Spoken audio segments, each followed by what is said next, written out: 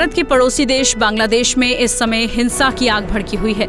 देश में 5 अगस्त को हिंसा की चिंगारी इतनी तेज हो गई कि प्रधानमंत्री शेख हसीना को ही देश छोड़कर भारत आना पड़ा। देश में पिछले महीने से हो रहे आरक्षण को लेकर विरोध के चलते 5 अगस्त को कर्फ्यू लगा दिया गया, लेकिन लोग कर्फ्यू तोड़कर सड़कों पर उतर आए। एक अच्छे कल के लिए बांग्लादेश की भीड़ ने शेख हसीना की सत्ता को तो उखाड़ फेंका था, लेकिन आज इस देश में जो हो रहा है उससे भविष्य के खतरे पर भी सवाल खड़े होने लगे हैं। देश में हर तरफ अराजकता का माहौल है। यहाँ महिलाओं के चेहरे पर डर, बच्चों की खामोशी और बुजुर्गों की बेबसी आपको बताएगी कि यहाँ के हालात कितने खराब हैं। सड़कों पर इंसानियत, कानून और शर्म की धज्जियां उड़ाई जा रही हैं। बांग्लादेश में हाल इतने बेहाल हैं कि लोग डर के साए में जी रहे हैं।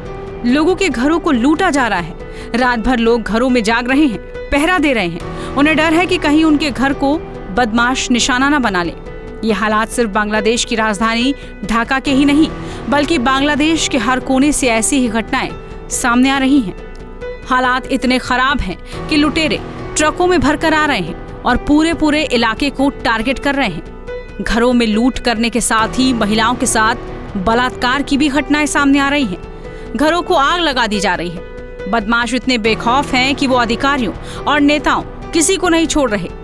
कानून परिवर्तन एजेंसियों की चल रही हड़ताल की वजह से देश में कोई पुलिस नहीं है। सेना ने आतंकियों, बदमाशों और लुटेरों द्वारा किए गए हमलों के ऐसे किसी भी मामले की रिपोर्ट करने के लिए फोन नंबर उपलब्ध कराए हैं, लेकिन हालात ये हैं कि लोग जब इन नंबरों पर कॉल कर रहे हैं तो या तो कोई फोन नहीं उठा रहा, अगर फोन उठा भी रहा है तो कोई बात नहीं कर रहा, या फिर नंबर ही बंद आ रहा है।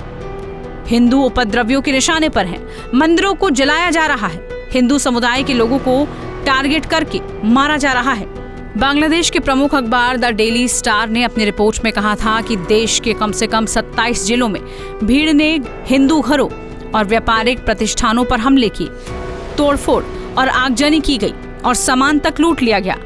खुद जमात इस्लामी ने माना है कि हिंदुओं पर हमले बढ़ गए हैं।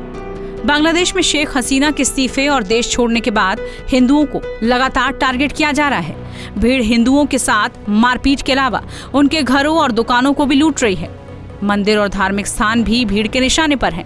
भीड़ ने बंगाली गायक राहुल आनंद के ढाका स्थित घर पर हमला करके उसे आग के हवाले कर दिया था।